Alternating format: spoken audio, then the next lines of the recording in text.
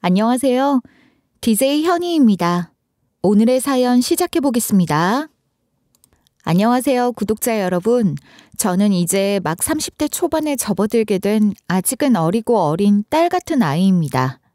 제 입으로 아이라고 칭하니 조금 부끄럽긴 하네요.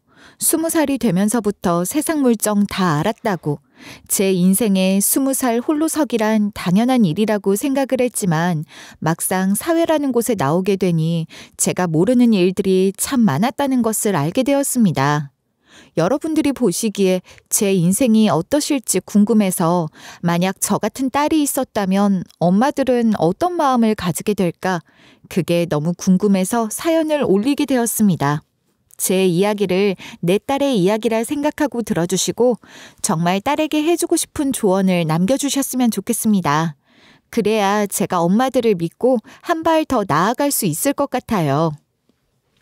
여러분들은 어릴 때의 기억이라고 하면 보통 몇 살 때쯤부터 기억을 하시는지 궁금합니다. 저는 기억력이 좋은 건지 아니면 어릴 때의 이야기를 하도 전해 들어서 그런 건지 모르겠지만 아주 어린 시절부터 기억을 가지고 있어요.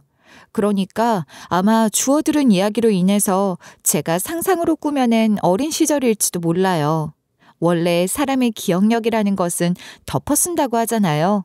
제 기억이 아닌 것도 제 기억처럼 왜곡이 되기도 하고요. 어린 시절이란 것은 더더욱 그런 것 같아요. 주변에서 너 이랬다 저랬다 하면 아, 내가 그랬구나 하면서 기억을 덮고 또 덮는 거죠. 정확하게 제가 가지고 있는 기억이 아니라서 그럴지도 모르겠습니다. 갑자기 어릴 때 기억에 관한 이야기를 왜 하는지 궁금하시다고요? 그건 제 이야기를 쭉 들어보시면 알게 되실 겁니다. 어릴 때 왜곡이 된 기억 하나로 제가 받은 상처가 아주 어마어마했거든요. 거두절미하고 저는 고아원에서 자랐습니다. 세상에 부모들이 얼마나 바쁘고 힘들고 지쳤으면 자기 배로 낳은 자식을 고아원에 버릴 수가 있을까요? 물론 내 아이라도 살았으면 하는 마음에서 버렸다면 인정할 수 있습니다. 본인도 먹고 살기 빠듯해서 우리 아이라도 따뜻한 바닥에 누워 잘 수 있길, 뜨끈한 밥과 국을 먹을 수 있길 바라는 심정에서 정말 가슴이 시리다 못해 찢어지는 심정으로 고아원 앞에 아이를 버렸다면 저는 부모가 더 가슴 아픈 이별을 했다고 말을 할 것 같아요. 하지만 세상에 그런 부모들도 있지만 그렇지 않은 부모들도 있더라고요. 바로 제 부모님이었어요. 잘 모르겠어요. 우리 부모가 어떤 사람이었는지 말입니다. 보통 고아원에 아이를 버린다고 해서 그 아이를 바로 고아원에서 받아주는 것은 아니에요. 절차란 게 있기 때문에 부모가 아이를 고아원에 맡기겠다고 하면 간단한 조사 같은 걸 해요. 이 아이를 입양 보낼 건지, 나중에 다시 데리러 올 건지, 연락처를 남길 건지 기타 등등이요. 물론 냅다 버리고 가버리면 어떻게 할 방법이 없다곤 하지만 요즘은 그런 부모들이 잘 없다고 하더라고요. 저는 아주 까마득한 어린 시절에 고아원 앞에 버려졌어요. 강렬한 기억은 수십 년이 지나도 남는다고 하던데 저는 고아원 앞에 버려진 기억이 없었어요. 우리 부모의 얼굴은 당연히 모르고요. 그러니까 아마 그런 것들을 인지할 수 있는 나이가 되기 전에 버려진 것 같아요. 어쩌면 태어나자마자 버려졌을지도 모르겠고요. 그냥 저는 눈을 떴을 때 고아원이었고 고아원 원장님이 저희 부모님인 줄 알았어요. 학교 같은 건물에 아이들이 옹기종기 모여서 웃고 떠들다 지쳐 잠드는 일상이 재밌고 소중하다기보단 매일 당연하게 일어나는 일인 줄 알고 살았던 시절이었죠. 저는요, 몸이 많이 약해서 처음에 고아원 앞에 버려졌을 때 곧 죽는 줄 알았었대요. 숨을 헐떡헐떡 쉬는 것도 모자라 배에 커다란 흉터가 있었대요. 누가 봐도 수술을 한 것 같은 흉터였지만 저의 존재를 찾을 수 있는 게 없었대요. 처음에 네가 우리 고아원 앞에 떡하니 버려졌을 때 나는 이 아이를 내가 책임지는 게 맞나 싶은 생각이 들었다. 배에 나 있는 수술 자국 때문에 여러 사람들이 고생하다 버려졌구나 싶었지. 당장의 생사를 장담할 수 있는 상황도 아니었고 그래서 내가 인근 큰 병원에다가 소아 수술을 한 적이 있느냐고 몇 번을 물어봤는지 모른다. 원장 선생님께선 저를 맞는 것보다 저를 부모의 품으로 돌려보내는 게 옳은 일이라 생각을 하셔서 백방으로 알아보셨대요. 하지만 안타깝게도 인근 병원에선 소아 수술을 받은 환자도 없고 까다로운 수술이라 잘 하지도 않는다는 답변만 날아왔대요. 전국에 있는 병원에 물어볼 수 있는 실정도 아니었고 그렇다고 해서 개인정보라 알아내는 것도 쉽지 않으셨대요. 저는 그게 어릴 때는 고아원 원장님 부부가 저를 생각해서 그런 행동을 하신 거라고 생각했는데 조금 크고 나니까 알겠더라고요. 저를 생각해서 그런 행동을 취하셨던 게 아니라 만약 제가 고아원에서 불가피한 사고라도 나게 되면 독박을 쓰고 조사라도 받게 될까 봐 그게 무서워서 저를 그냥 피하고 싶으셨던 겁니다. 하지만 이미 기관 앞에 버려졌고 어쩔 수 없이 기관에선 저를 받아줄 수밖에 없었던 거죠. 한마디로 저는 애물단지였어요. 사실 부모에게도 애물단지였기 때문에 버려진 거나 다름없었겠죠. 고아원에서 자라면서도 죽을 고비를 몇 번이나 넘겼다고 하는데 겨우겨우 수술까지 해서 살린 절 고아원에 갖다 버린 이유가 뭐겠어요. 애물단지였기 때문이었을 겁니다. 저희 부모의 주머니 사정이 어떠했든지 간에 저를 책임질 수 있는 만큼의 돈이 없었을 수도 있고요. 또 자꾸만 발작을 일으키며 헐떡이는 저를 보면서 정말 하늘로 떠나기라도 할까봐 더 이상 돌보기 싫어서 버렸을지도 모르는 일이었어요. 저는요, 상처받지 않았어요. 그냥 부모의 마음에 의문이 들었을 뿐이었습니다. 저는 고아원 친구들이랑 이야기를 할 때에도 덤덤하게 말을 했어요. 너는 아기 때 고아원에 왔으니까 부모님 얼굴을 몰라서 좋겠다. 나는 아직도 꿈에 우리 엄마가 나오는데 엄마가 열밤을 자면 나를 데리러 오겠다고 했는데 열밤이 지나도 오질 않아. 그걸 믿어? 여기 온 이상 엄마가 다시 찾으러 올 가능성은 거의 없다고 봐야지. 나는 우리 엄마 아빠가 버린 거라고 생각하고 그냥 받아들이기로 했어. 아니, 어떻게 그렇게 생각을 할 수가 있어? 그러면 너무 슬프잖아. 엄마가 데리러 올지 모른다는 희망이라도 있어야 여기서 지내는데 도움이 되던데. 나는 우리 엄마 아빠 얼굴도 모른다니까? 얼굴도 모르는데 데리러 오겠어? 나 배에 수술 자국 있는 거 알지? 아무래도 우리 부모님은 내가 돈을 너무 많이 잡아먹어서 더 이상 키울 수 없다고 생각했나 봐. 그러니까 너희도 그냥 희망을 접어. 데리러 올 것 같았으면 맡기지도 않았을걸? 저는 어릴 때부터 냉철했습니다. 세상을 바로 보는 눈을 가졌다고 착각을 하기도 했어요. 그래서 친구들 사이에서 조금 기피 대상이기도 했습니다. 그건 꼭 제 성격이 직설적으로 말을 해야만 해서는 아니었어요. 고아원에서 저는 별난 취급을 받으면서 꽤 힘들게 자라야 했거든요. 그 주축에는 원장님 부부가 있었습니다. 원장님 부부는 저에게 아무것도 시키지 않았습니다. 제가 혹시 몸이 약해서 쓰러지기라도 할까봐, 아니 돌연사라도 하게 될까봐였어요. 돌연사를 하게 되면 이것저것 처리해야 할 절차가 복잡하기도 했고요. 원장님 부부가 독박을 쓰게 될지도 모른다고 생각을 하셨던 것 같습니다. 그래서 저는 특별 일과 시간에도 청소 같은 것은 하지 않고 항상 마당에 앉아서 구경만 했어요. 다들 힘들게 고아원 청소를 하는 시간에 구경만 하고 앉아 있으니까 당연히 아이들 사이에선 불만이 터져나올 수밖에 없었죠. 쌤, 왜 쟤는 맨날 앉아서 쉬어요? 저는 이게 너무 짜증나요. 제가 해야 할 몫까지 우리가 다 해야 하잖아요. 불공평해요. 다 뜻이 있어서 그런 거니까 잔말 말고 할 일이나 해. 어디 조그마한 것들끼리 이런 걸로 세력 싸움 하듯이 다투고 그래? 아무튼 못 빼어먹은 티를 내요. 원장님, 저도 애들이랑 같이 청소할게요. 저만 맨날 특별일과 시간에 쉬니까 애들이 질투도 하고 저 못 살게 굴어요. 넌 가만히 있어. 이번에 지역신문 기자가 찾아와서 인터뷰하기로 했는데 네 이야기 좀 써먹어야 하니까 이따가 30분 뒤에 사진 찍으러 와. 알겠어?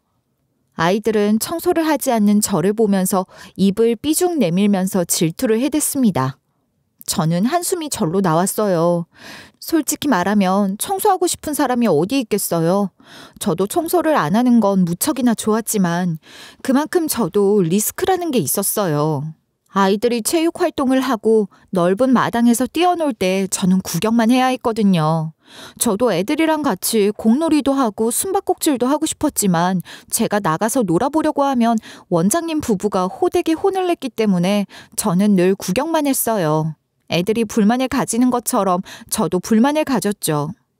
저는 그렇게 힘겨운 사투를 하면서 고아원 생활을 해야 했습니다. 제가 무슨 짓만 해도 기겁을 하고 싫어하는 아이들 사이에서 어떻게든 살아남겠다고 도끼만 가득 품게 되었죠. 원장님 부부는 앞에서 슬쩍 말을 했던 것처럼 저를 사연팔이 도구로 사용했습니다. 이 아이가 처음 고아원에 왔을 때 수술 자국이 있었어요. 배를 가른 걸로 봐선 아주 큰 수술이었을 게 자명했죠. 아마 다른 고아원에선 맡아주려고 하지 않았을 겁니다. 폭탄 돌리기 하듯이 떠넘겼을지도 모르죠.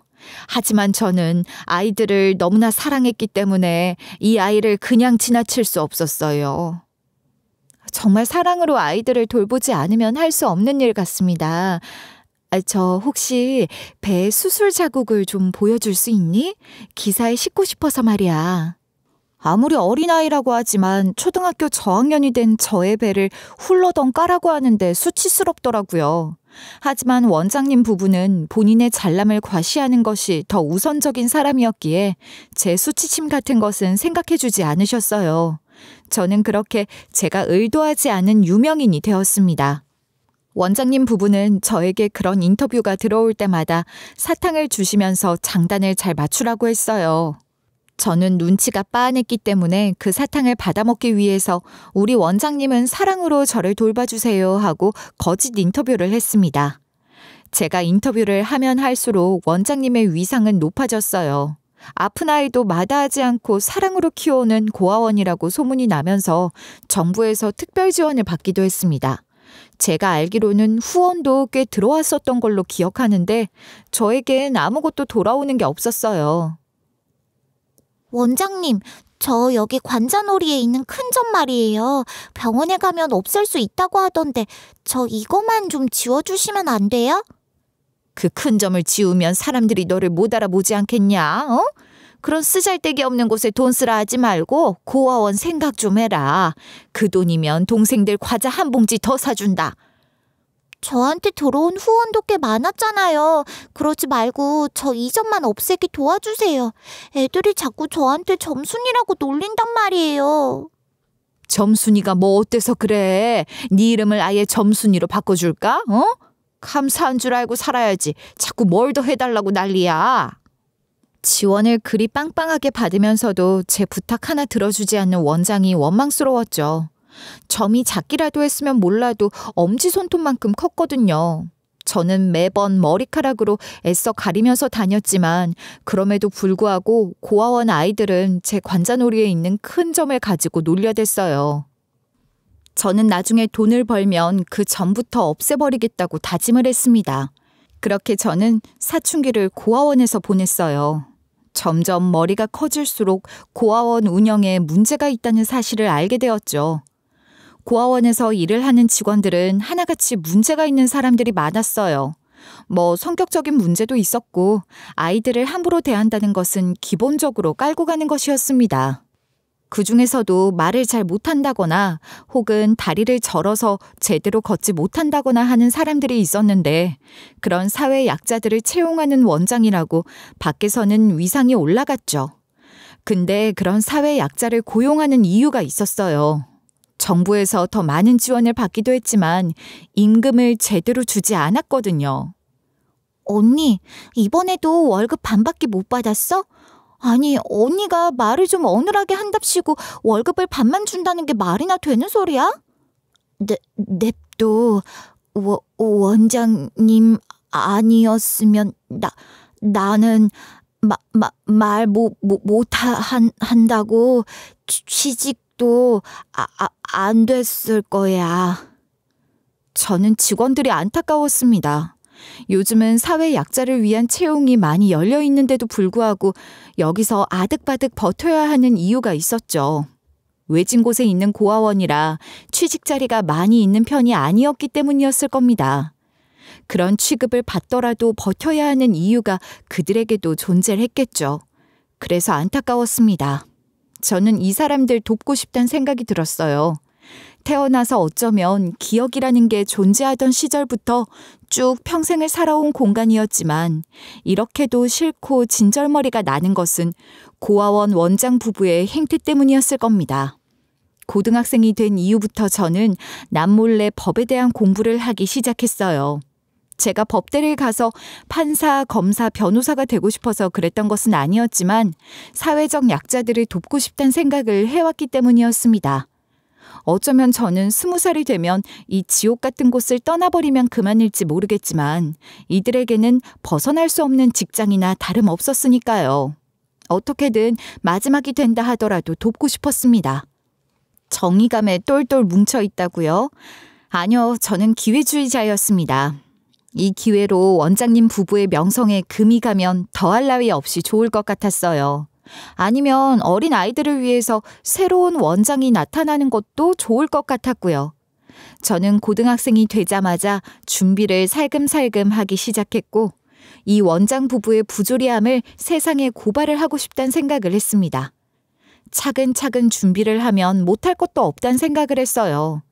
왜냐하면 저는 이미 여러 인터뷰에서 나서서 이 고아원의 위상을 드높이고 원장 부부의 명성을 드높이기 위한 도구로 쓰였으니까요. 혼자 준비를 하는 것은 무리가 있었기 때문에 저랑 친하게 지내던 말을 어눌하게 하는 직원 언니와 함께 고발 준비를 했어요. 최저임금에 한참 모자라는 돈을 받고 마치 대인배인 척하는 원장이 꼴불견이었으니까요. 그런데 낱말을 새가 듣고 반말은 쥐가 듣는 법이었습니다. 원장 아들이 이 사실을 몰래 엿듣고 알게 된 것이었습니다. 저는 고등학교 2학년 때 처음으로 원장 부부에게 원장실로 끌려서 호된 매타작을 받아야 했습니다. 어디 키워준 은혜도 모르고 고발을 하려고 그래? 너 미쳤어? 우리 고아원 문 닫으면 이 애들은 네가 책임질 거야, 이 미친년아. 정말 소름이다. 어떻게 여기서 평생을 나고 자랐으면서 그런 생각을 해? 그리고 우리가 직원들한테 못해준 게 뭐가 있고 원아들에게 못한 게 뭐가 있다고 고발은 고발이야.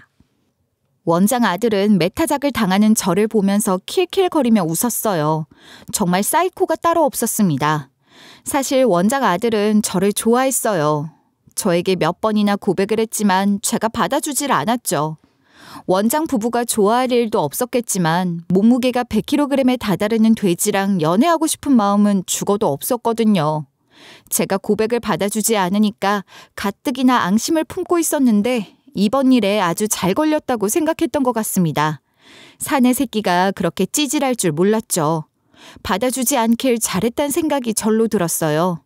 아무튼 저는 사회적인 문제를 제대로 밝히고 싶다는 생각을 하고 벌인 일이었지만 중간에 원장 아들이 말을 이상하게 하면서 오해도 쌓였어요. 제가 고아원을 망하게 만들기 위해서 그런 짓을 했다고 말입니다. 당연히 고아원에서 지내던 아이들은 본인들이 갈 곳을 잃을 뻔했다는 생각을 하게 되었고 저를 원망하는 눈초리까지 보내더라고요. 저는 완벽한 따돌림을 당했어요. 하지만 조금만 더 버티면 자립을 할 수 있는 시기가 다가왔기에 꾸역꾸역 버텼습니다. 저는 그렇게 성인이 되었어요. 생일이 지나가기가 무섭게 원장 부부는 저를 원장실로 불러내서 짐을 싸라고 하더라고요. 제가 나가는 날만 마치 손꼽아서 기다린 사람처럼 달력에 하루하루 X표시를 그린 사람처럼 나가달라고 말을 하는데 저 역시 기다렸던 날이었어요. 저는 챙길 짐이라는 것도 별로 없었습니다. 이 고아원에서 사용하던 물품의 대부분은 공동의 것이었기 때문이었어요. 그렇게 하나하나 곱씹어 보니까 저는 정말 가진 게 아무것도 없는 사람이더라고요. 덜컥 맨몸으로 사회에 나갈 생각을 하니까 겁이 났어요. 저는 알고 있었어요. 고아원에서 제 수술 흉터 자국을 가지고 얼마나 많은 사연팔이를 했는지, 각 기관에서 후원을 받았었는지 말입니다. 알게 모르게 원장 부부가 뒤에서 챙긴 돈 역시 만만치 않다는 것도 알고 있었죠. 저는 당당하게 그 돈을 나눠달라고 했습니다. 원장님, 그동안 제 사연 팔아서 배를 좀 불리셨잖아요.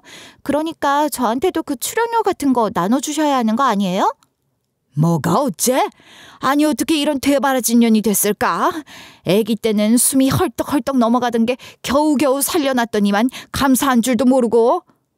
아플 때 병원 한번 안 데려가고 기도만 했으면서 살리긴 뭘 살렸다는 거예요.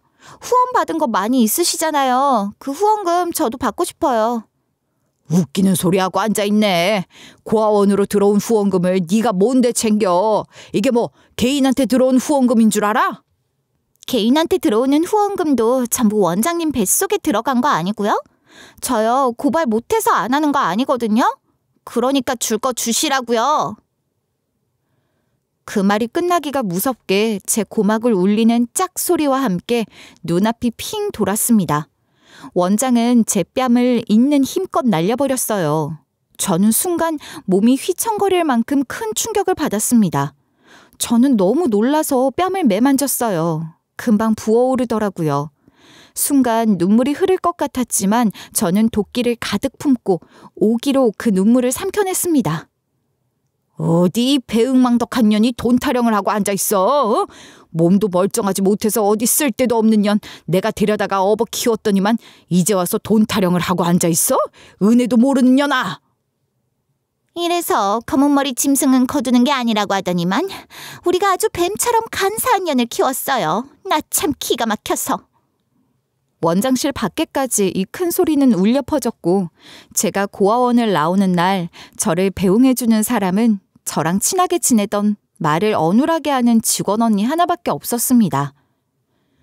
고아원에서 지내던 아이들 모두가 저를 배응망덕한 년이라고 불렀고 저를 싫어하던 아이들은 뺨을 두어 대 더 맞았어야 했다고 손가락질을 했어요.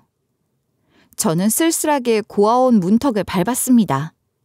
언젠가는 이 문을 당당하게 나설 거라고 생각했지만 이렇게 거지 같은 기분으로 나서게 될 줄은 몰랐죠. 20살, 자리금이라고 하기엔 턱도 없이 부족한 몇 푼을 들고 나서는데 직원 언니가 저를 졸졸 따라 나와서는 주변 눈치를 보고 쪽지 하나를 쥐어주었습니다. 이 동네는 알다시피 일을 할 곳이 없어. 여기 가. 여기 쉼터야. 쉼터? 무슨 쉼터를 말하는 거야? 나 지금 고아원에서 나가서 또 쉼터 같은 데 가서 생활을 해야 하는 거야? 뭔 세상이 이러냐 진짜. 당장 잠은 자야 할 거 아냐. 이 동네를 벗어나더라도 당장 취직을 하는 건 힘들 거라고 했어요. 그래도 저보다 몇 년을 더 살았던 언니라고 세상에 도움되는 이야기를 해주고 싶었나 봐요. 이 동네에선 소문이 안 좋게 날 수도 있으니까 최대한 멀리 떨어진 곳으로 가라면서 자기가 밤새 알아본 곳이라고 말을 하더라고요. 저에게 준 주소는 무려 서울이었어요. 서울에 가면 이런 복지기관이 많다면서 저에게 버티고 버티다 보면 돈을 벌 수 있는 기회가 찾아올 거라고 좌절하지 말라고 그 어눌한 발음으로 말을 하는데 코가 시큰하더라고요. 고아원에서 단 하루도 좋았던 적이 없었지만 언니에게서만큼은 진심이 느껴졌어요. 인터넷이라는 걸 잘 다루지도 못하는 언니가 제가 걱정돼서 당장 어디서 지내야 할지 막막할 저를 위해서 이런 자리를 알아봐 주었다는 게 무척이나 큰 감동이었어요. 일단 거기서 지내면서 앞으로의 계획을 세우라고 말을 하는데 저는 고개를 끄덕일 수밖에 없었어요. 원장 부부가 저에게 자리금이라도 제대로 줬으면 제가 이렇게까지 분노하진 않았을 거예요. 저에게 자리금도 제대로 주지 않았습니다. 하는 변명이라곤 어처구니 없는 것들이었어요. 지들이 배부를 수 있는 이유는 어찌 보면 제 덕분인데 감사함을 모르는 것 같았어요. 그동안 제가 아팠을 때 들어갔던 약값부터 시작해서 병원비로 적자가 난 것이 얼마인 줄 아냐고 저에게 돈을 벌어서 갚아야 한다고 오히려 큰 소리를 내더라고요. 자리금을 줄 돈 없다고 말도 안 되는 소리를 하지 말라면서 고아원이 망할 뻔한 게 누구 때문인데 양심을 챙기라고 하더라고요. 정작 양심을 챙겨야 할 사람이 누군데 저에게 그런 소리를 하는가 싶어서 콧방귀가 절로 끼어졌습니다. 저는 끝까지 이를 악물고 소리를 쳤죠. 아무리 그래도 자립하는 애들에게 쥐어줘야 할 자리금을 안 주는 건 말이 안 되는 소리죠. 양심? 누구한테 지금 양심을 찾아요? 이게 끝까지 눈부라리고 그렇게 바락바락 대들 거야? 그동안 너한테 들어간 돈만 따지면 마이너스라고. 내 돈 갚아. 제가 벌어다 준 후원금으로 몇 배를 불렸으면서 무슨 돈을 갚아요? 그게 왜 원장님 돈이야? 내가 앵벌이에서 벌어온 돈이지. 앵벌이? 내가 언제 너한테 앵벌을 시켰냐? 막말로 청소 한 번을 안 했던 년이 배응망덕하게 큰 소리야. 얼른 나가버려. 너 꼴도 보기 싫어. 내 자리금 제대로 주지 않을 거면 나 못 나가니까 그런 줄 알아요. 내 돈 뜯어먹고 얼마나 잘 살려고 그래? 그러니까 지 아들 몸무게가 100kg에 육박하지. 저러다가 성인병 와요. 부들부들 떨고 있던 원장은 지갑에서 20만 원을 꺼내서 저에게 던지더라고요. 그거라도 받고 떨어지란 소리였어요. 분했지만 어쩔 수 없었어요. 저는 그 돈 20만 원을 들고 무작정 서울에 왔습니다. 어떻게 보면 제 인생에 20만 원이란 돈은 한 번도 만져본 적이 없는 큰 돈이었어요. 하지만 서울이라는 곳에서 20만 원은 반나절도 걸리지 않아서 쓸 수 있는 돈이었어요. 꼬질꼬질한 옷 집어던지고 한 벌 시원하게 사 입고 싶었지만 옷 한 벌에 20만 원이 넘어가는데 도저히 안 되겠더라고요. 하룻밤을 자려고 숙박시설을 찾아봐도 10만 원은 들어갔어요. 저는 결국 하루 종일 서울 바닥을 헤매이다가 직원 언니가 말을 했던 쉼터에 오게 되었습니다. 가정집처럼 생긴 곳이었는데 새마음 여성 쉼터라고 적혀 있었어요. 문을 두들기니 시설 관리자로 보이는 사람이 나와서 난색을 표하더라고요. 아이고, 쉼터 찾아오셨어요? 그런데 이를 어쩌죠? 이미 자리가 꽉 차는 바람에 학생이 들어올 공간이 없을 것 같은데 다른 쉼터에 가보는 게 좋을 것 같아요. 저요, 돈도 한 푼 없고요. 여기서 다른 동네에 갈 줄도 몰라요. 아는 사람이 무조건 여기에 가보라고 했어요. 고아원에서 오늘 자립했는데 원장이 돈도 뜯어먹고 무일푼으로 내쫓아서 여기도 겨우겨우 걸어서 왔어요. 저요, 어디 못 가요. 지리도 모르고요. 돈도 없고요. 제발 저 좀 받아주세요. 저 여기 아니면 갈 곳이 없어요. 저는 이 주소를 준 이유가 있을 거라고 생각했어요. 저는 버티기로 했어요.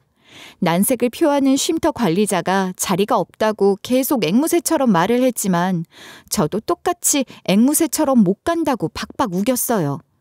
저는 결국 화장실이라도 좋으니까 제발 안으로 들어가게 해달라고 사정사정을 했습니다. 그래도 안 된다는 식으로 말을 하자 저는 최후의 보루를 꺼낼 수밖에 없었어요. 배를 확 까버렸습니다. 쉼터 관리자는 제가 웃옷을 들추니 놀라서 눈을 휘둥그레 떴습니다. 저는 배에 길게 나 있는 흉터 자국을 보여주면서 사정을 할 수밖에 없었어요. 사람들의 동정심을 건드리려면 이게 최고의 방법이라는 것을 알고 있었어요. 제 흉터는 저와 같이 자랐어요. 크기가 줄어들지 않았고 옅어지지도 않았습니다. 제 키가 자랄 때마다 같이 키를 키웠어요. 그 흉터를 본 쉼터 관리자는 아무런 말도 하지 못했어요. 저요, 고아원에서 정말 죽기 살기로 버텼어요. 오기로 버텼어요. 이런 흉터를 달고도 어떻게든 살아보겠다고 숨을 쉬었어요. 그러니까 오갈 곳 없는 저를 좀 받아주세요. 부탁드립니다. 그 말이 쉼터 관리자의 가슴을 울렸나 봐요. 결국 절 정원의 추가 인원으로 받아주셨어요. 사정을 이해해 주신 거죠. 저는 정말 다행이라는 생각을 했습니다. 그리고 쉼터에서 지내면서 쉼터라는 곳이 이렇게 좋은 곳인지 몰랐던 세월이 아깝기까지 했습니다. 밥을 먹을 때 눈치를 보지 않아도 되었고 청소를 해야 할 일도 많지 않았습니다. 다들 성인이었고 사정이 있는 사람들이었기 때문에 공동으로 사용하는 물품을 깨끗하게 사용했기 때문이었어요. 저는 금방 쉼터에 적응을 할 수 있었습니다. 평생을 고아원에서 자라왔는데 그런 시설이 뭐 별거 있겠나요? 게다가 고아원보다 환경이 훨씬 좋았기 때문에 적응은 며칠 만에 됐어요. 저는 바로 일자리를 알아보기 시작했습니다. 아르바이트라도 해야 저도 돈을 모아서 자립을 할 수 있을 테니까요. 언제까지 쉼터에서만 살 순 없었으니까요. 쉼터도 순환 시스템이었고 돈을 벌어서 나가는 사람들도 많았어요. 저는 아르바이트 자리를 알아보기 시작했습니다. 하지만 지방에서 상경한 지 얼마 되지 않았고 나이도 어렸으며 고졸이라서 직장에 들어가는 것도 힘들었어요. 요즘은 직장에 입사를 하려고 하면 대학은 기본으로 졸업을 해야 하더라고요. 그렇다고 엉뚱하게 아무 회사나 들어가게 되면 다단계에 빠지거나 보이스피싱 범죄에 연루될 수 있다는 조언을 들었기에 신중하게 알아봐야 했어요. 사회라는 곳은 냉정했고 무서웠습니다. 저는 늘 우물 속에서 살던 개구리였기 때문에 갑자기 펼쳐진 드넓은 초원이 두려웠어요. 저는 패스트푸드점과 편의점 두 군데에서 아르바이트를 시작했습니다. 시간을 쪼개서 사용하니까 월급이 꽤 되더라고요. 오히려 직장에 다니는 것보다 최저시급이 많이 올라서 그런 건지 월급만 두고 보면 더 쏠쏠한 느낌이었어요. 한 달에 200만 원 이상을 벌었는데 이 정도면 사회초년생 월급보다 괜찮은 것 아니겠어요? 그렇게 일을 하면서 돈을 벌기 시작했고 저도 쉼터에서 하는 봉사라든지 쉼터 사람들을 위해서 간식이나 냉장고를 채워 넣는다든지 서로 돕고 도우며 그렇게 지내고 있었습니다. 그런데 어느 날이었어요. 항상 사건이라는 것은 예고 없이 터지게 되는 법이잖아요. 정부 사람들이 쉼터의 시설 점검이라든지 쉼터에서 지내는 사람들에 대한 조사를 하기 위해서 방문을 하게 되었는데 인원이 초과되었다는 사실을 알게 된 것입니다. 지금 정원보다 인원이 더 많이 들어와 있어서 이런 식이면 쉼터 운영에 제지를 받을 수도 있어요. 일부 인원은 다른 곳으로 이동을 해야 합니다. 다들 사정이 딱해서 그러는데 며칠만 시간을 주시면 자립할 사람들과 이동할 사람들을 찾아볼게요. 상주 인원에 제한이 있는 건 알고 있지만 양해 조금만 부탁드려요. 길게는 못 드리고요. 한 달 뒤에 재점검이 있을 텐데 그 이전까지 전부 이동 부탁드립니다. 저는 초과된 인원이었어요. 기존에 잘 버티고 있던 사람들을 밀어내고 제가 자리를 차지할 수가 없었습니다. 저는 이 쉼터가 너무나도 좋았고 사람들과 함께 사는 삶이 행복했지만 별다른 방법이 없었습니다. 저보다 오랜 시간을 머물렀던 사람들이 있었고 또 다들 쉼터 관리자가 연계해주는 직장에 다니고 있었지만 저만 아르바이트생이었기 때문에 떠나야 하는 인원에 제가 필수적으로 포함이 될 수밖에 없었어요. 저를 비롯해서 4-5명의 인원이 쉼터를 떠나기로 결정되었습니다. 그래도 한 가지 다행인 것은 쉼터에서 지내는 3년이라는 시간 동안 저도 모아둔 돈이 조금은 있었다는 것이었습니다. 3년 동안 모아온 돈이 2,500만 원가량 되었어요. 제가 쉼터에서 살면서 집세를 따로 내지 않았고 알뜰하게 돈을 아낀 결과였습니다. 그 돈으로 원룸이라도 얻어야겠다는 생각을 했습니다. 하지만 요즘 물가 다들 잘 아시죠? 2천만 원으론 어디 월세 보증금을 하기도 어렵더라고요. 게다가 월세로 나가는 돈이 80만 원 가까이 되었는데 보증금도 다 못 구한 와중에 그 월세를 내면서 어떻게 삶을 유지할 수가 있겠어요. 저는 막막했습니다. 그래서 다세대 주택 단칸방에 들어가게 되었어요. 추가로 더 들어가는 돈도 쉼터 관리자님께 빌렸어요. 계속 아르바이트를 하며 쉼터에 자주 놀러가며 몇 년의 시간을 더 보냈습니다. 그런데 인생이란 원래 이렇게 쓴 것일까요? 저희 집 주인이 보증을 잘못 써는 바람에 집이 경매에 넘어가게 되었고 저는 법적으로 보호를 받지 못하게 되었어요. 한마디로 제 보증금 전부를 날려버리게 되었다는 뜻이었습니다. 저에게 그 돈이 무척이나 큰 돈이었음에도 불구하고 단 한 푼도 받을 수 없다는 겁니다. 제가 무려 4순이래요. 그래서 저한테 떨어지는 돈이 없을 거래요. 저는 그 말이 뭔지도 처음에는 이해를 못했습니다. 집에서는 쫓겨났지, 돈은 없지, 나이는 30인데 남자친구가 있는 것은 아니었지만 언젠가 결혼을 하려면 자금도 모아야 하는데 무일푼이 되어버린 거죠. 그동안 모아둔 돈이 그럭저럭 있긴 했지만 쉼터 관리자님께 빌린 돈을 갚는다고 몇 년 동안 모은 돈이 많지도 않았어요. 그리고 전세를 못 들어가겠더라고요. 전세 사기가 판을 치는 세상이었으니까요. 저는 막막해져서 쉼터에 가서 엉엉 울었습니다. 그때 저랑 10년 동안 친밀감을 쌓아온 관리자님께서 일자리 한 군데를 소개시켜 주셨어요. 이거 원래 저기 새별 언니가 찜해둔 자리인데 소정이 사정이 너무 딱하니까 넘겨줄게. 이게 뭔데요? 주소가 적혀 있는데. 그게 말이야, 입주 도우미 자리야. 그 집에서 먹고 자고 하면서 집안일 돕는 거라고 생각하면 돼. 엄청나게 큰 저택이라서 손이 빠른 사람을 찾더라고. 회장님이 좀 깐깐하신 성격이라고 듣긴 했어. 어린애도 별로 안 좋아해서 40, 50대 여성으로 찾고 있다곤 하긴 했지만 네 사정이 급해 보여서 연결해 주는 거야. 저는 찬밥 더운 밥 가릴 때가 아니었어요. 입주 도움이라서 그런 건지 월급도 좋았고 당장 집을 구할 필요도 없었어요. 냅다 가겠다고 했죠. 관리자님께선 소정이라면 잘 버틸 수 있을 거라고 말도 해주셨어요. 대신 비밀로 해달라고. 이 자리를 탐내는 사람이 한둘이 아니었다고 하시더라고요. 그렇게 저는 평창동이라는 동네에 처음 가보게 되었습니다. 늦지 않기 위해 일찍부터 출발해서 도착을 했는데 저택이라 그런 건지 주눅이 들 만큼 규모가 컸어요. 일하는 사람도 꽤 있었고요. 머리카락 한 올 떨어지지 않아야 한다며 머리도 바짝 묶고 일을 해야 했어요. 본격적으로 일을 하기 전 집을 돌아다니며 소개를 받고 있는데 회장님이 나오셨습니다. 오늘 차를 한 잔 마셔야겠군. 그래서 저 젊은이가 오늘 처음 들어온 도우미인가? 내가 어린 사람은 싫다고 그렇게 말을 했는데. 그래도 손이 야무지다고 하니까 일은 잘할 겁니다. 새 마음 쉼터 원장 소개예요. 안녕하세요. 조소정이라고 합니다. 잘 부탁드립니다. 그렇게 인사를 꾸벅하고 회장님이라는 분의 얼굴을 정면으로 마주하게 되었는데 제가 올백으로 머리를 묶어서 그런 건지 관자놀이에 있는 점이 크게 보였는지 그 점으로 눈길이 쏠리는 것이 느껴졌습니다.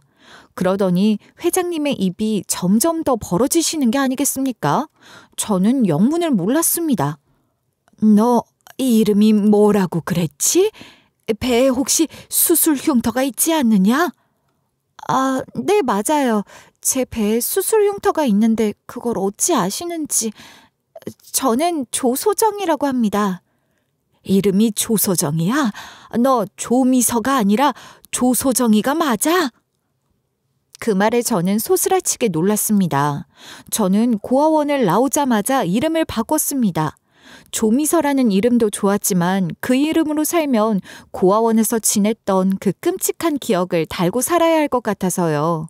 모든 인터뷰가 조미서로 나갔기 때문에 새 출발을 하는 기분으로 개명을 했어요.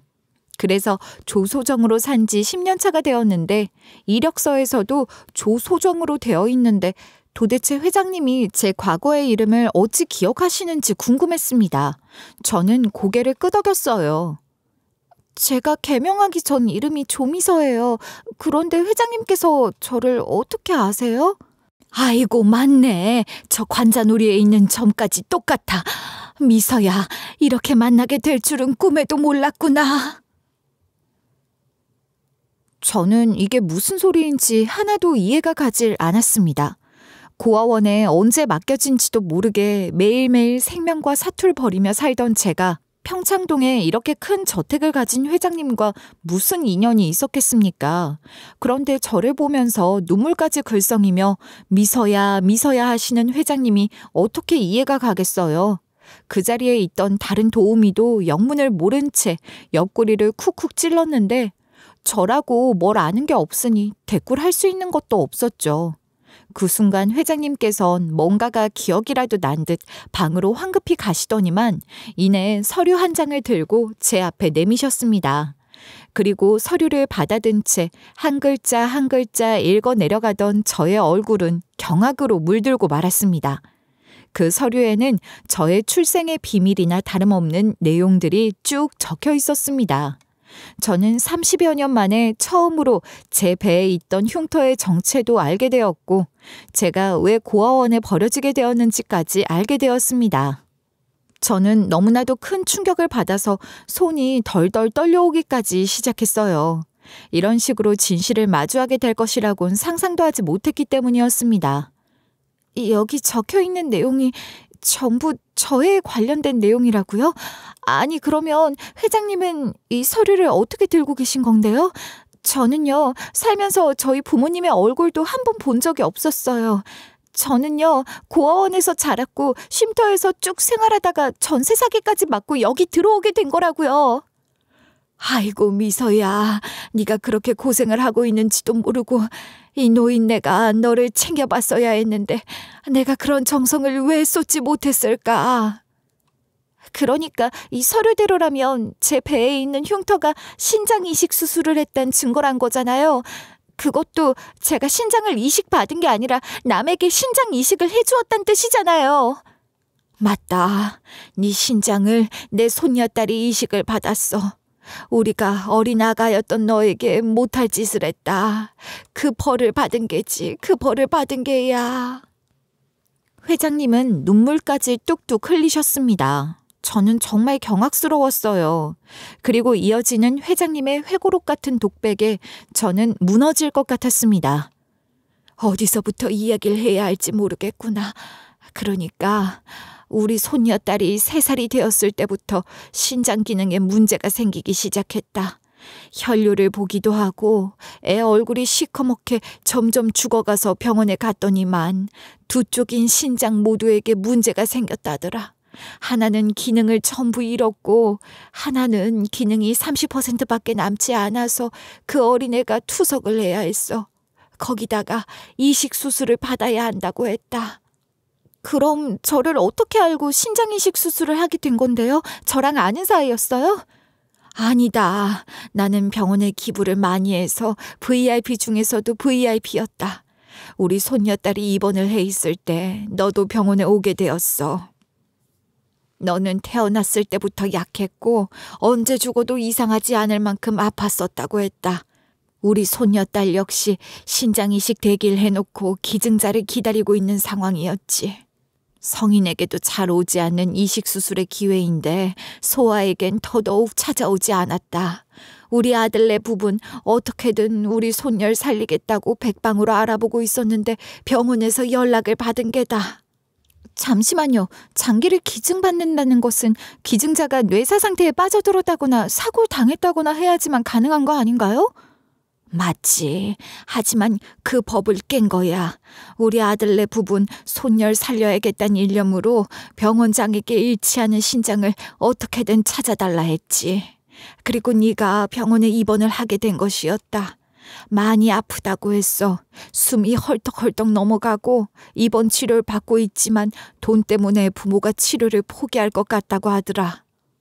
회장님은 기다렸대요. 저희 부모가 포기하길 혹은 저에게 무슨 일이 벌어지길요. 하지만 제 생명줄은 너무나도 끈질겼던 것입니다. 그러면 안 되는 것이지만 제발 제가 어떻게 되어서 손녀딸이 신장 기증을 받을 수 있길 바랐대요. 병원의 기술이 좋았던 건지 저는 죽을 고비를 넘기고 살아났습니다. 그래서 회장님 부부는 좌절을 하셨대요. 그리고 회장님의 아들 부부는 지푸라기라도 잡는 심정으로 저희 부모님을 만났다고 하더라고요. 신장 이식 수술을 받게 기증을 해달라고 말입니다. 저희 부모님은 고민도 별로 하지 않으셨대요. 보상으로 따라올 엄청나게 큰 돈에 눈이 멀어서 딸에게 앞으로 무슨 일이 벌어질지도 모르고 신장을 이식해주겠다고 덥석 그 달콤한 제안을 받은 것이었습니다. 어떻게 부모가 그럴 수 있어요? 어떻게 병원에서도 회장님의 손녀딸을 위해서 제 개인정보를 넘겨 수술을 받게 만들 수가 있어요? 네 부모는 가난했고 어렸다.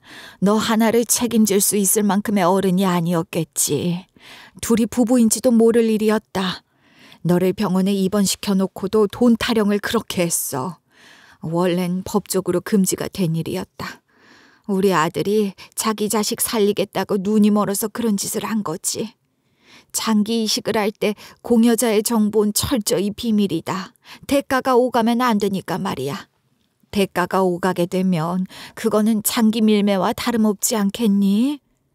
그런 짓을 감수하면서라도 법적인 처벌을 받을 수 있음을 인지하고 있었으면서도 자식을 살리고 싶은 마음이 있었다는 뜻이었겠죠. 우리 부모는 저를 돈으로만 생각하고 제 신장을 팔아치운 거고요. 저희 엄마는요, 제가 태어났을 때부터 병원 신세를 져야 했기에 돈이 무척이나 급하다고 그랬대요. 큰 돈을 주겠다고 약속을 했지만 그 앞에서 돈을 더 달라고 욕심을 부릴 정도로요. 차라리 몰랐으면 좋았을 걸. 이렇게 그들의 민낯을 낱낱이 본 것 같아서 속이 뒤틀릴 만큼 상했어요. 저에게 쌓여있는 어마어마한 병원비까지 전부 회장님 아들 부부가 지불하기로 약속을 했대요. 이 모든 게 그들만의 약속이었던 것이었습니다. 어느 날부터 아버지란 사람은 코빼기도 보이지 않았고 어린 엄마 혼자서 저를 보살폈는데 그마저도 지친 기색이 역력했대요. 엄마는 퇴원만 하면 저를 고아원에 맡기고 싶다는 이야기를 서슴없이 뱉었다고 하더라고요. 본인 인생도 있는데 이 어린 아가한테 모든 걸 빼앗기고 싶지 않다면서요. 그래서 큰 위로금도 주겠다, 병원비도 전부 지불하겠다는 회장님 아들 부부의 꿰매에 넘어가게 되었고 병원과 함께 결탁을 해서 제 신장을 이식해주게 된 것입니다. 회장님의 손녀딸에게요. 엄만 그 와중에 제가 사망을 하게 되면 사망보험금에 회장님 측으로부터 위자료를 더 챙길 수 있을 거라고 생각을 했다고 하더라고요. 소름 끼치죠? 그렇게 제 신장은 회장님 손녀딸에게로 이식이 되었고 이 사실을 그 누구도 알아서는 안 되는, 외부에 퍼져서는 안 되는 비밀이 되었습니다. 그런데 제 생명력이 끈질겨도 엄청나게 끈질겼던 겁니다. 돌이 막 지난 제 배를 가르고 신장을 꺼내서 손녀딸에게 이식을 했는데 끈질긴 생명력으로 버티고 이겨내고 울었던 거죠. 제 배에 있는 흉터는 그래서 생긴 것이었습니다. 저는 제가 이식을 받았다거나 혹은 배를 가를 수밖에 없을 정도로 위급한 일이 있었을 거라 생각했는데 그게 아니었던 겁니다. 우리 엄마가 돈을 챙기려고 저를 팔아치운 거나 마찬가지였던 겁니다. 그리고 병원에선 계속해서 제가 살아나갈 수 있도록, 삶을 영위할 수 있도록 지원을 해주었어요. 걸리면 큰일이니까요. 문제는 이 다음부터였습니다. 엄마는 돈을 다 받아 챙기자마자 저를 버리고 도망을 가버렸거든요. 예, 저를 병원의 중환자실에 그냥 유기를 해버리고 도망을 가버렸어요. 병원에선 한바탕 난리가 나게 된 것입니다. 병원 측에선 곤란했겠죠.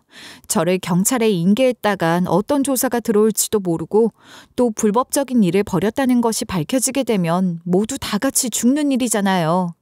그래서 병원 측에서 어쩔 수 없이 몰래 고아원에 저를 맡기게 된 것이었습니다. 저는 그렇게 고아원에서 살게 되었어요. 참 웃기죠? 회장님은 아들 부부에게 그 소식을 듣고 저에게 너무나도 미안해서 남몰래 저를 추적했다고 하셨습니다. 딱 기억에 남는 게 있었대요. 제 관자놀이에 있는 커다란 점이요. 그 점으로 저를 알아보고 찾아보고 하셨던 거죠. 아들 부부에겐 말하지 않고요. 제가 고아원 밖에서 활동을 하는 것도 아니고 저를 만나러 고아원에 오는 것 또한 이상한 모양새였기 때문에 몰래 후원만 계속하셨대요. 하지만 예상대로 그 후원은 전부 고아원 원장의 뱃속으로 들어가게 되었고요. 그러면 회장님 손녀 따님분은 건강하게 잘 지내고 계신가요? 저도 한번 만나뵐 수 있을지 궁금해서요. 못된 짓을 했기에 천벌을 받은 게지. 우리 손녀딸은 말이야 9살에 이식을 받았던 신장에도 문제가 생기게 됐어. 그래서 결국 하늘나라에 가게 되었다. 그게 정말이에요? 그러면 회장님 아드님 부부는? 운명이라는 게 참 얄궂은 일이야. 우리 아들은 자기 딸을 그리워하면서 시름시름 앓다가 금방 뒤를 쫓아가게 되었네. 우리 며느린 그 충격에 결국 모든 것을 다 내려놓고 미국으로 떠나게 되었지. 나 역시 가족들이 전부 그런 비극을 맞은 것에 속이 상해서 일을 하지 못했어. 모든 것을 손에서 놓아버렸다. 내가 미서 너를 찾아갈까도 고민을 했었다. 저를요? 그때 저를 찾아오셨더라면 지금처럼 대화를 할 수 없었을 거예요. 어른들은 전부 저를 이용해 먹는 나쁜 사람들이라고 생각했거든요. 틀린 말도 아니긴 하지. 내가 얼마나 후회를 했는지 모르겠다, 미서야. 너를 만나고 싶었지만 만날 명분이 없었어. 게다가 너무 미안해서 돈만 계속 후원을 했다. 네가 그래도 행복하게 지내길 바랐어. 그 말이 끝나기가 무섭게 제 눈에서도 눈물이 주르륵 흘렀습니다. 저한테 미안하다고 계속해서 말씀을 하시는데 저는 물론이고 그 저택 안에서 이야기를 듣고 있던 사람들이 모두 숨을 죽이고 할 말을 잃게 되었어요. 제가 만약에 관자놀이에 있는 점을 빼지 않았다면 회장님이 저를 단박에 알아보는 일은 없었을까요? 저는 정말 너무나도 큰 충격을 받았습니다. 고아원에서 지내는 동안 제가 초음파를 볼 일도 없었고 건강검진이라는 게 워낙 비싸니까 엄두도 내지 않았어요. 어릴 때 심하게 아팠었던 이후로 저는 잘 아프지 않았으니까 병원에 갈 일도 없었죠. 제 몸에 신장이 하나 없다는 것도, 저에게 이런 출생의 비밀이 있다는 것도 한 번도 상상해 본 적이 없었던 일이었기 때문에 저는 충격을 받고 다리에 힘이 풀려 주저앉고 말았습니다. 회장님께선 주저앉은 제 앞으로 힘겹게 오셔서 제 앞에 무릎을 꿇으셨습니다. 회장님 왜 이러세요? 이건 회장님의 잘못이 아니잖아요. 회장님은 그저 불쌍한 마음에 저를 후원해 주신 거잖아요. 못된 다른 어른들이 벌인 짓이잖아요. 그 못된 어른들 중에 방관을 했던 나도 포함이다. 내가 잘못했다. 잘못된 것을 바로 잡았어야 했는데 나도 내 손녀딸에 대한 욕심 때문에 바로잡지 못했어. 아니에요, 회장님. 왜 그러세요? 저요, 회장님 잘못 아니라고 생각해요. 가족의 일이잖아요. 잘못된 게 있다면 돈을 받기 위해서 저를 버린 우리 엄마가 제일 잘못한 거예요. 자식 하나 살리겠다고 아드님 부부가 그런 짓을 한 거고요. 저는요, 회장님 이해해요. 그래도 그 이후에 유일하게 저의 생사를 살펴봐 주신 분은 회장님밖에 없잖아요. 원장이 다 가로채긴 했지만 저를 계속해서 후원해 주셨잖아요. 너를 보자마자 심장이 쪼그라드는 줄 알았다. 그건 내가 지은 죄가 있어서겠지. 고아원에 비설시켜서 후원을 하면서 너를 찍어오라고 했었어. 미서, 네가 정말 건강한지, 고아원에서 잘 지내고 있는지. 사진 속에서 너는 항상 심드렁하고 혼자 있었지만 나는 내가 사는 게 바빠서 네가 잘 지낸다고 생각했다. 내가 더 살폈어야 했는데. 회장님, 저 괜찮아요. 그냥 과거의 일일 뿐이라고 생각해요. 그러니까 저 쫓아내지 마시고 여기서 일할 수 있게만 해주세요. 저요, 고아원에서 돈 한 푼 못 받고 쫓겨나고 지금은 전세 사기까지 당해서 무일 뿐이에요. 저 꼭 일해야 해요. 그러면서 제가 서러웠던 일을 저도 모르게 줄줄 읊었더니 회장님의 얼굴이 노발대발 아주 극대노하시더라고요. 솔직히 조금 기대는 했습니다. 저에게 미안한 마음을 가지고 계신 회장님께 일러 바치면 저를 괴롭힌 인간들이 모조리 벌을 받을 수 있지 않을까 하고요. 그 예상은 적중했어요. 회장님은 바로 비서를 부르더니만 제가 지냈던 고아원을 낱낱이 조사하고 비리를 밝혀 고발하라고 명령하셨습니다. 꾸준히 고아원에 후원을 하고 계시던 회장님의 영향력은 무척이나 컸죠. 어떻게 고아원을 운영한다는 사람이 자기 배만 불릴 수가 있어. 천벌을 받을 놈 내가 아주 다 밝혀낼 게야. 그뿐만이 아니에요. 저도 엄청나게 메타작을 당했어요. 거기에 있는 어린애들도 다 똑같이 당하고 살고요. 원장님 말을 안 들으면 큰일 나요. 게다가 직원들에게 임금 체불도 하고요. 월급도 최저시급에 맞춰주지 않아요. 월급을 반만 준다니까요. 그러면서 사회적 명성은 다 챙기려고 해요. 제 배에 흉터를 가지고 사연팔이도 엄청 했어요. 당장 변호사 불러. 이 못된 인간 처벌받게 만들자. 저는 속으로 쾌재를 불렀습니다. 그리고 저의 행운은 거기서 멈추지 않았어요. 회장님께선 자식도 손녀도 없는데 돈만 쌓아서 뭘 하냐며 저에게 후원을 해주고 싶다고 하셨어요. 저에게 집에 방도 하나 내주셨습니다. 도우미들이 쓰는 칸이 아니라 정말 온전한 방을 내어주셨어요. 전세 사기 때문에 오갈 곳이 없었는데 너무 감사했습니다. 형식상 괜찮다고 도우미들이 지내는 곳에서 일도 하고 먹고 자겠다고 했지만 회장님은 그럴 수 없다고 하셨어요. 저에게 손녀딸에게 못해준 것들을 해주고 싶다고 하셨습니다. 그동안 못 받은 후원 다 해줄 테니 공부를 해보라고 하셨어요. 제가 공부를 싫어했던 것은 아니었지만 나이가 30을 넘겨서 무슨 공부를 할 수 있겠냐 했는데 선생님이 제대로 붙으면 못할 것도 없다고 하시더라고요. 그 뒤로 전 회장님 댁에서 호사를 누리며 살고 있습니다. 사치라는 건 아니지만 저에게 필요한 것은 전부 지원을 해주세요. 미서야 하고 다정하게 불러주시면서 말이죠. 고아원은 결국 비리에 연루되었던 것이 전부 밝혀져서 원장 부부는 바로 구속이 되었어요. 고아원 운영이 어려워지자 회장님께서 인술하셨고 직접 사람을 보내서 관리를 시키기로 하셨습니다. 덕분에 고아원에서 지내는 아이들은 행복해졌죠. 저는 지금 회장님 댁에서 일해도 되나 싶게 1대1로 선생님과 과외를 하면서 수능을 준비 중입니다. 이 나이에 대학을 가는 것이 맞는 건가 싶으면서도 사람이 대학을 나와야 큰 물에서 놀 수 있는 법이라는 회장님의 말을 가슴에 새기며 공부 중이에요. 손녀딸 노릇을 톡톡히 하라고 부담을 주시는 게 조금 걱정이 되면서도 너무나도 행복합니다. 저에게 할아버지 하고 불러달라 하시는데 그건 아직 입에 안 붙어서 회장님 하고 부르고 있어요. 조만간 할아버지라는 말이 입에 잘 붙을 수 있겠죠? 이런 호사가 영원할 거라고 생각하지 않고 저의 미래를 위해서 열심히 공부해 보겠습니다. 제가 의지를 잃지 않게 많은 응원 부탁드립니다. 감사합니다.